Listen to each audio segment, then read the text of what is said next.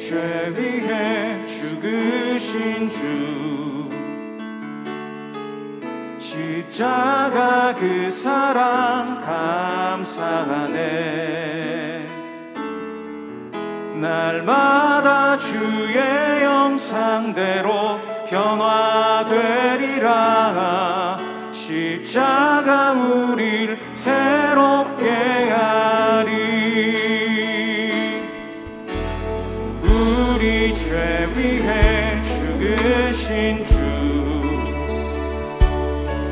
십자가 그 사랑 감사하네.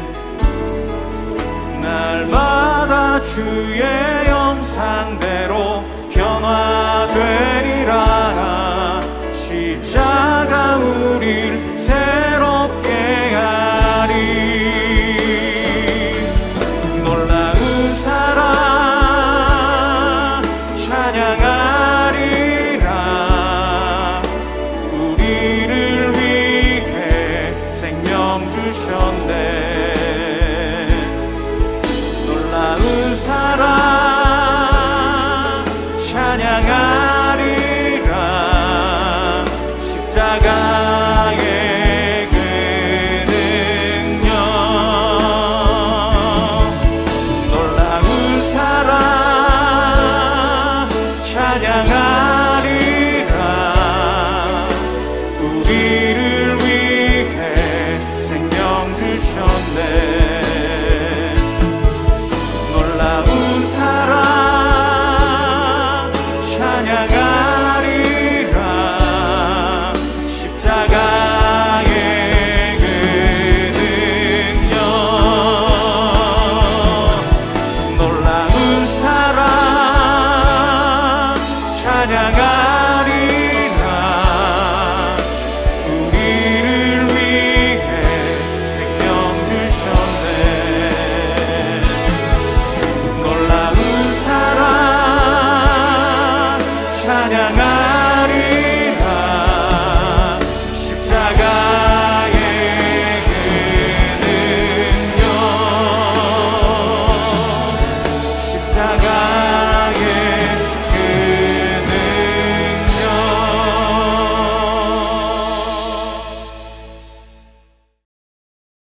예수께서 말씀하실 때 곧 12 중에 하나인 유다가 왔는데 대제사장들과 서기관들과 장로들에게서 파송된 무리가 검과 몽치를 가지고 그와 함께 하였더라.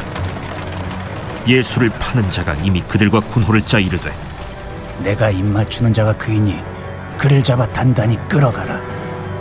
이에 와서 곧 예수께 나와 랍비여 하고 입을 맞추니 그들이 예수께 손을 대어 잡거늘 곁에 서 있는 자 중에 한 사람이 칼을 빼어 대제사장의 총을 쳐 그 귀를 떨어뜨리니라.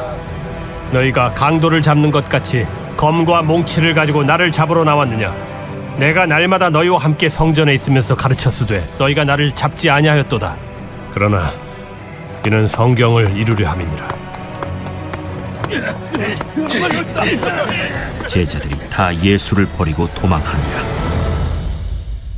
한 청년이 벗은 몸에 배 혼니부를 두르고 예수를 따라가다가 무리에게 잡히매 배 혼니부를 버리고 벗은 몸으로 도망하니라.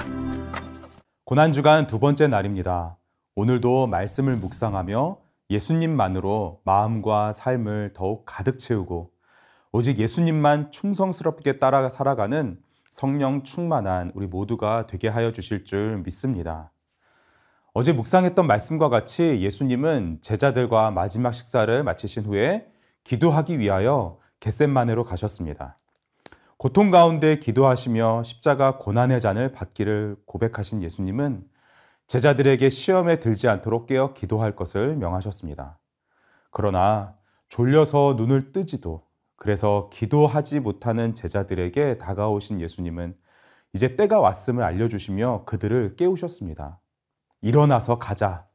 보아라, 나를 넘겨줄 자가 가까이 왔다. 이렇게 말씀하시는 바로 그때 12 제자들 중에 하나였던 가룟 유다, 지난 3년 동안 함께 동거동락하며 예수님을 따랐던 가룟 유다가 대제사장들과 율법학자들과 그리고 장로들이 보낸 무리가 칼과 몽둥이를 든 그 무리들과 함께 나타났습니다. 이제 말씀은 그를 가룟 유다라고 하지 않고 다음과 같이 말하며 그의 실체를 드러내 보여줍니다. 함께 44절 말씀을 읽어보겠습니다. 예수를 파는 자가 이미 그들과 군호를 짜 이르되 내가 입맞추는 자가 그이니 그를 잡아 단단히 끌어가라 하였는지라. 아멘. 예수를 파는 자는 그 당시의 인사법대로 예수님께 다가와 입을 맞추었습니다. 그리고 말합니다. 랍비님. 그는 예수님에게 선생님 안녕하십니까? 바로 이와 같이 말하자 바로 무장한 자들이 예수님께 다가와 붙잡았습니다. 그 순간 제자들 중에 한 사람이 칼을 빼어 대제사장의 종의 귀를 베어버렸습니다. 요한복음 18장을 보시면 칼을 빼낸 제자는 바로 시몬 베드로였고 귀를 베인 종의 이름은 말고였음을 알 수 있습니다. 그리고 누가복음 22장을 보시면 예수님은 이것까지 참으라 라고 말씀하시며 말고의 귀를 만지사 낫게 하여 주셨죠. 예수님은 끝까지 참으시며 십자가의 길을 떠나지 않으셨습니다. 예수님은 자신을 잡기 위해 온 그들을 향하여 말씀하십니다. 너희는 강도에게 하듯이 칼과 몽둥이를 들고 나를 잡으러 왔느냐? 내가 날마다 성전에서 너희와 함께하면서 가르치고 있었지만 너희는 나를 잡지 않았었다. 하지만 지금 이렇게 하는 것은 이 성경 말씀을 이루려는 것이다. 죄인의 모습, 육신으로 이 땅에 오신 하나님의 아들, 말씀이신 예수님은 모든 말씀을 이루시며 십자가로 향하셨습니다. 성부 하나님의 뜻을 버리지 않으셨습니다. 십자가를 떠나지 않으셨습니다. 그러나 제자들은 달랐습니다. 50절에 제자들이 다 예수를 버리고 도망하니라. 즉 제자들은 모두 예수님을 버리고 도망쳐 버렸습니다. 제자들은 모두 예수님을 배반했습니다. 예수님의 부르심에 순종하여 지난 3년간 가장 가까이서 예수님을 따랐던 12명의 제자들, 그 12명의 제자들 중에 더욱 충성스럽게 따랐던 베드로와 요한까지 단 한 명도 예외 없이 모두 도망가 버렸습니다. 예수님을 버리고 배반했습니다. 그리고 예수님의 부르심을 직접 받은 12명의 제자들 중에 한 명은 아니었지만 예수님이 잡히시던 날까지 가까이서 따랐던 한 사람의 배반하는 모습도 말씀은 우리에게 보여주고 있습니다. 52절과 53절을 함께 읽겠습니다. 한 청년이 벗은 몸에 배 혼니부를 두르고 예수를 따라가다가 무리에게 잡힘에 배 혼니부를 버리고 벗은 몸으로 도망하니라. 아멘.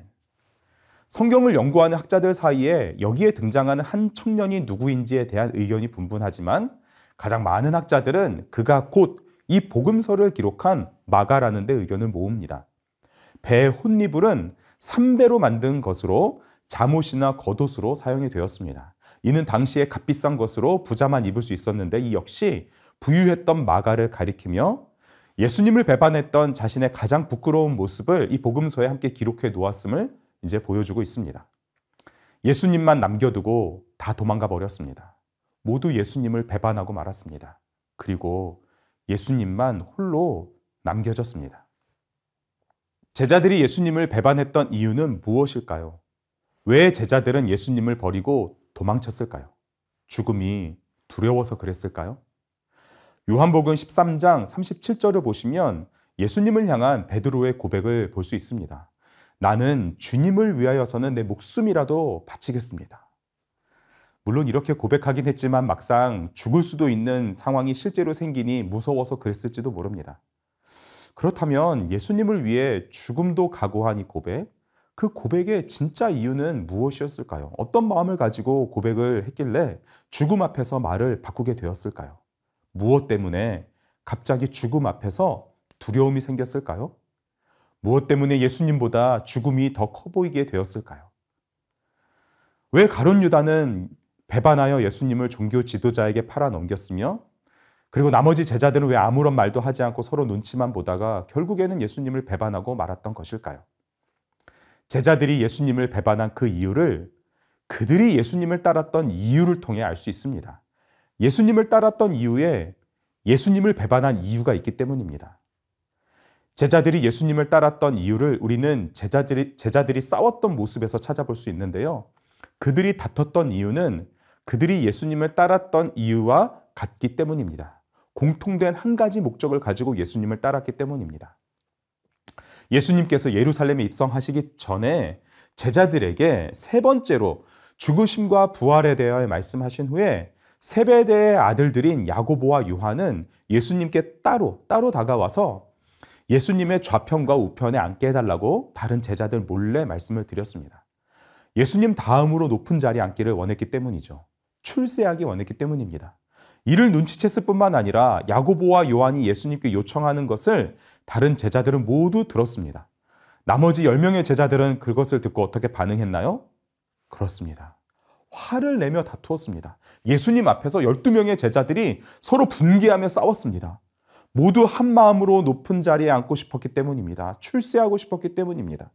12제자 모두 다 같은 마음으로 이와 같이 예수님을 따르고 있었습니다.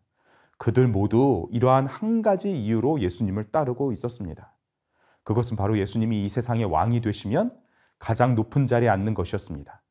모두 자신들의 야망이 있었습니다.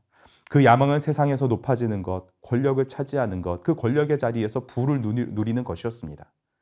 예수님을 따랐던 제자들의 이유가 여기 있었습니다. 놀라운 가르침에 더하여 놀라운 기적들을 행하시는 예수님은 반드시 왕이 되실 것이 분명해 보이니 설사 목숨을 잃을 것 같은 상황이 생겨도 오히려 그러한 위험하고 위급한 상황을 무릅써서 용기를 내면 분명히 이것을 인정받아 높은 자리를 차지할 수 있을 것 같은 그 마음에 내가 주를 위하여 목숨이라도 바치겠다고 말했을 것입니다. 그러나 왕으로 모셔가는 것이 아닌 오히려 죄인으로 붙잡혀가는 예수님 앞에서 죽음을 무릅써야 하는 이 상황은 상상하지 못했을 것이고 목숨을 걸 이유도 없다고 생각했을 것입니다. 제자들은 붙잡혀 가시는 예수님을 버렸습니다. 십자가로 향하시는 예수님으로부터 도망쳐 버렸습니다. 결국 제자들은 모두 십자가의 길을 버렸습니다. 십자가는 예수님을 따랐던 이유가 아니었기 때문입니다. 이것이 예수님을 배반한 이유였기 때문입니다. 그러나 예수님은 홀로 남아 계셨습니다. 버림받으신 예수님은 십자가의 길을 버리지 않으셨습니다. 예수님께서 십자가의 길을 버리지 않으셨음은 제자들을 버리지 않으신 것이며 곧 우리를 버리지 않으신 것입니다. 죄인인 우리를 사랑하시되 끝까지 사랑하신 예수님은 우리를 사랑하셨습니다. 주 안에 사랑하는 성도 여러분, 우리는 오늘 말씀을 통해 우리의 마음을 점검해 보아야 합니다. 나는 왜 예수님을 따르고 있는지, 나는 왜 예수님을 믿는다고 고백하며 신앙생활을 하고 있는지 우리는 점검해 보아야 합니다. 예수님을 믿고 있다고 하지만 말씀을 모두 이루며 살아가신 예수님을 말씀대로 살아가고 있지 못한 이유는 무엇이었습니까? 우리는 기억해야 합니다. 말씀대로 살지 못하는 것은 예수님을 따라 살지 않는 것입니다. 성령님은 우리에게 말씀을 깨닫게 하시고 말씀을 따라 살아가게 하심으로 말씀이신 예수님을 세상에 보여주십니다. 그러나 우리는 말씀을 따라 살아가지 않기 때문에 세상은 예수님을 볼 수가 없습니다. 우리가 예수님을 따라 살지 않기 때문입니다. 그리스도인이란 무슨 뜻인가요? 그리스도를 따르는 사람입니다. 그리스도처럼 살아가는 사람입니다. 예수님을 따라 살아가는 사람입니다. 단순히 입술로만 말로만이 아닙니다. 예수님을 따르는 삶은 반드시 드러납니다. 다르기 때문입니다. 예수님을 따르는 우리의 삶이 이 세상에 예수님을 보여주기 때문입니다. 그리스도인의 삶이 말로만 그치는 것이 아니라 삶으로 살아내는 말씀을 통해 살아계신 예수님이 나타납니다. 그리스도인이란 그리스도처럼 살아가는 사람, 그리스도를 따르는 사람입니다.